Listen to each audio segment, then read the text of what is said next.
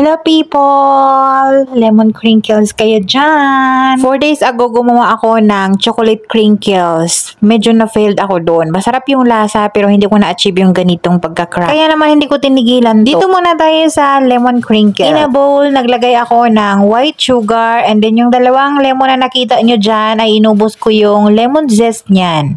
Ibig sabihin yung yellow lang talaga ng lemon. Hindi kasali yung white dahil mapait yan. I-mix muna natin mabuti yung sugar and lemon zest para ma-infuse yung lemony or flavor ng lemon. About dun sa chocolate crinkles na na-failed nung nakarang araw, hindi ko rin yung titigilan. Huwag kayong mag-alala. After kong na-bake nito, alam ko kung saan ako nagkakamali doon. Kaya ako na-fail. Ganun lang naman talaga yung mga recipe. Kailangan laruin nyo lang. At kailangan talaga practice. Kaya sa gustong matuto dyan at gustong gumaya, huwag na kayong masad pagka na-failure yung gawa nyo. Practice makes perfect. Masyado ko lang talagang minaliit yung buhay ng crinkles. Kaya nagkamali ako dun sa chocolate crinkles na yun. At pagka ganito na yung itsura niya at halong-halo na talaga at lumabas na yung aroma ng lemon, lagyan natin ng room temperature 1 stick ng butter, 1 teaspoon ng vanilla, optional yung vanilla, 2 tablespoon ng fresh lemon juice. Pwede kayong gumamit ng hand mixer. Sa akin ito lang muna. I-mix lang natin yan lahat until mag-creamy na ang kanyang texture. Kailangan yung butter nyo dyan soft para hindi kayo mahirapan. Binay ko to kahapon para snack ng mga bata. Tamang-tama may bisita yung alaga ko, yung pinsan niya. Dito nag-slip over. Pagka creamy ang texture na, ay naglagay ako ng 2 eggs. Yung gamit ko dyan, medium eggs lang ha. Tapos room temperature din yun. Naglagay ako ng isang patak ng yellow food color. Malamang, alangan naman pintura dyan. At 2 cups ng all-purpose flour. Sifted. Pwede nyo isabay dyan yung 1 teaspoon ng baking powder at 1/2 teaspoon ng salt. Nakalimutan ko lang. Kung baking soda yung gamit nyo, 1/2 teaspoon lang. At syempre, ano pang bang gagawin? Haluin mo yan, Jai. Hahaluin lang yan until mag-mix na lahat at wala ng white, wala ng flour. Pero wag naman yung overmix. Kaya naman din, lemon crinkles yung gawa ko ngayon. Dahil gusto nila yung mga ganito. Ayaw nila yung mga chocolates na something, chocolate cake, ganun.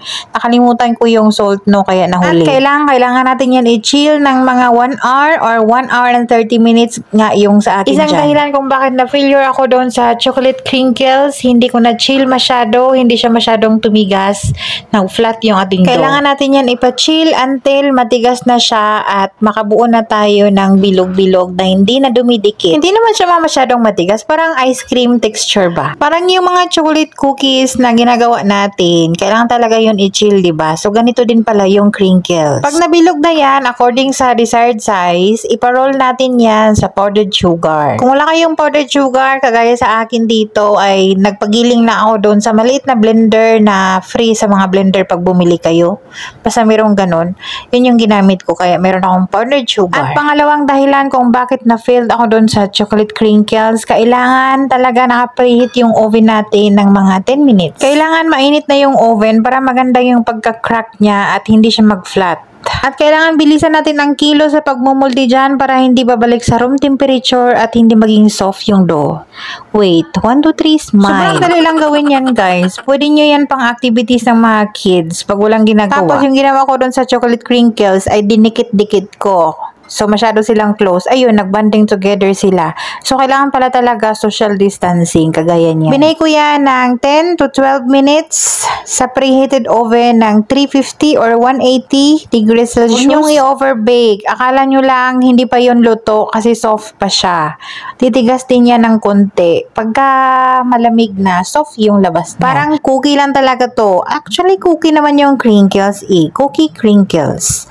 Parang cookie lang talaga yan. Medyo soft yan siya pagka bagong labas sa oven. Pero pagka medyo malamig-lamig na, soft yun sa loob. Tamang-tama lang yung pagkaluto niyan. Sobrang tuwa ako dahil na-achieve ko talaga yung pagka-crack ng mga crinkles. Hindi kagaya ng chocolate crinkles. Diyos ko, hindi ko na nakita yung mga sugar. Sobrang gooey niya dahil nag-flat na siya at nawala na yung sugar, guys. At hindi siya nag-crack. Isa din sa dahilan kung bakit nagkaganon, medyo maraming liquid ingredients yung nilagay ko. At natutuwa ako dahil gustong-gusto ng mga bata. Abay, nagustuhan din, pati yung bisita namin. Sabi ng bunso naming alaga, Dada, you know what you are? You're a chef. This is so yummy. So that's it for our crinkle story, guys. Thank you so much for watching.